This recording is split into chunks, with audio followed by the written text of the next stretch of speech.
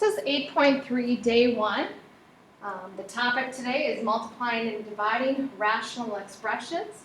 Don't need to write the objective down. We're going to simplify rational expressions, explain what rational expressions are, and then go on to multiplying and dividing rational expressions.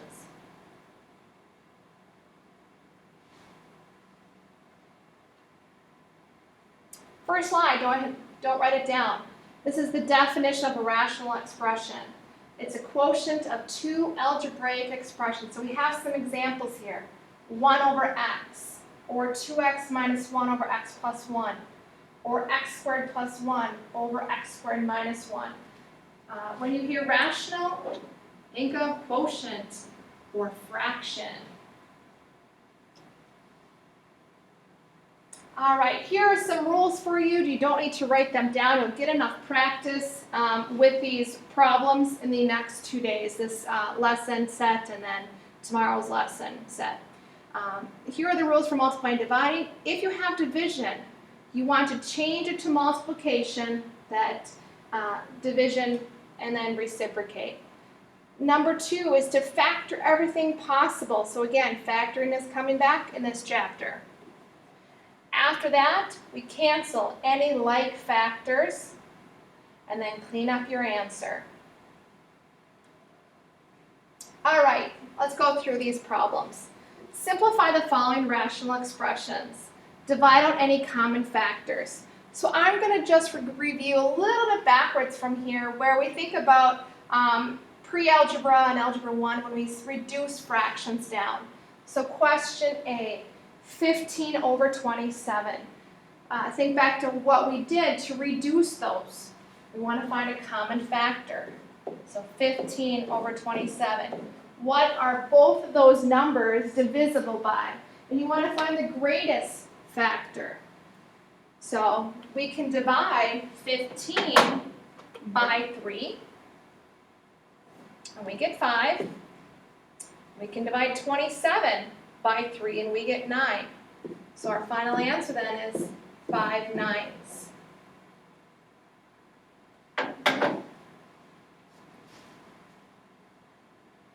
Let's go down to reviewing multiplication of fractions. When you multiply fractions, we want to reduce first before we multiply across.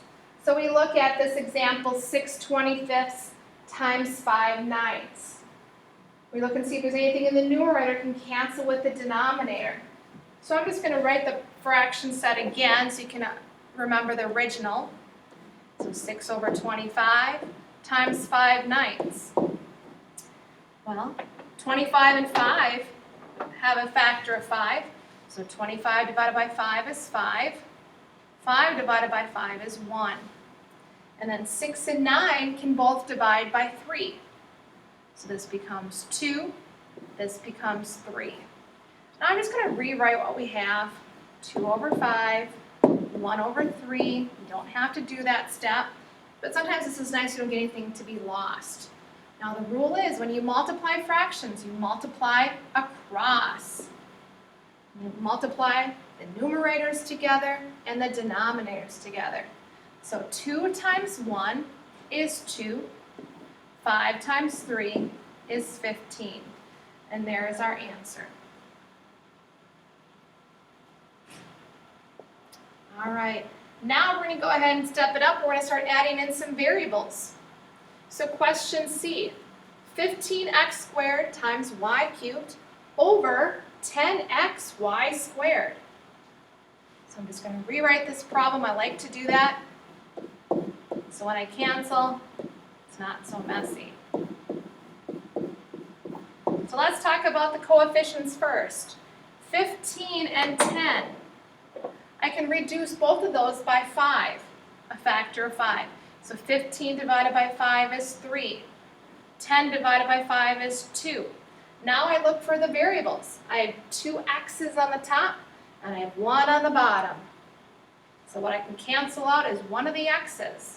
So this, one of those x's is gone, so now I just have an x, and then x divided by x is just the number 1. Or you can just cancel it out. It's not 0 though. Now we have 3 y's in the numerator, and we have 2 y's in the denominator. The greatest we can take out of there is 2 y's. So when I take 2 of those y's out, I'm left with a y. I take those 2 y's out, I'm left with a y. I'm just going to go ahead and rewrite what we have. 3 times x times y over 2 times 1 times 1. You don't need to do that middle step I just did if you don't want to. So we have 3xy over 2 times 1 times 1, 2.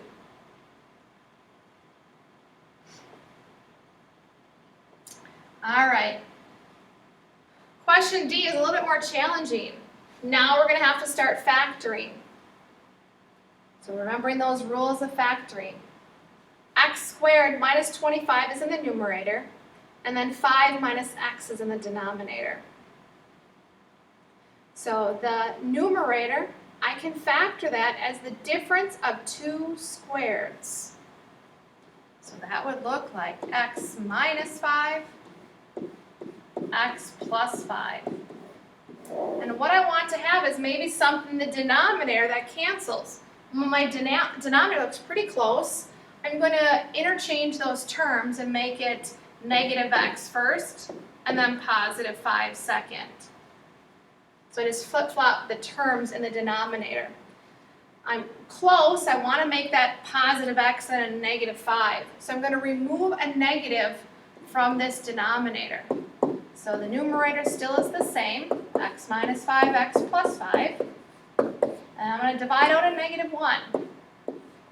So I'm left with x minus 5. So now we look and see what are some common factors in the numerator and denominator. Well, x minus 5 cancels, and x minus 5 cancels. So I'm left with x plus 5 over negative 1. I can bring that negative 1 up to the top, so it looks more like this.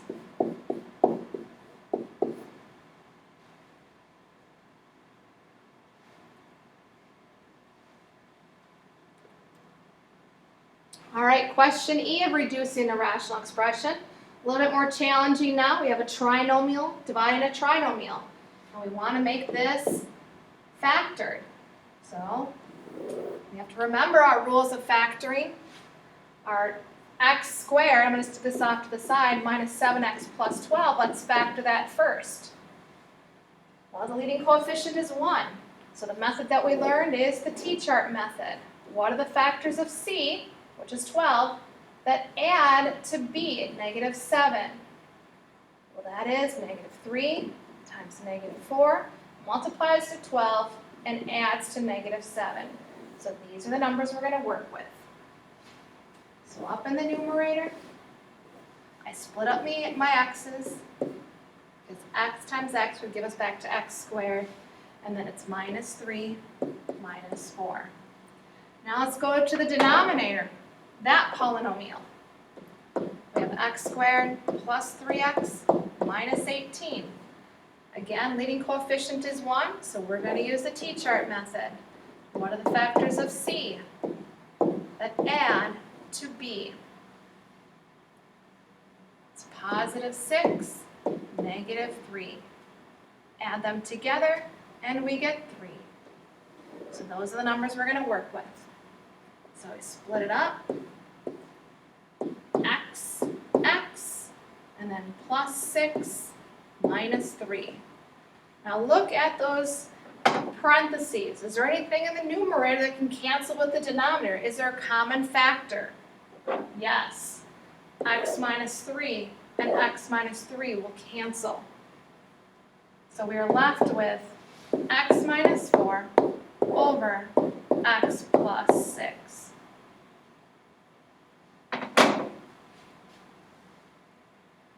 I'm going to stop recording there, and we'll pick up on the next one.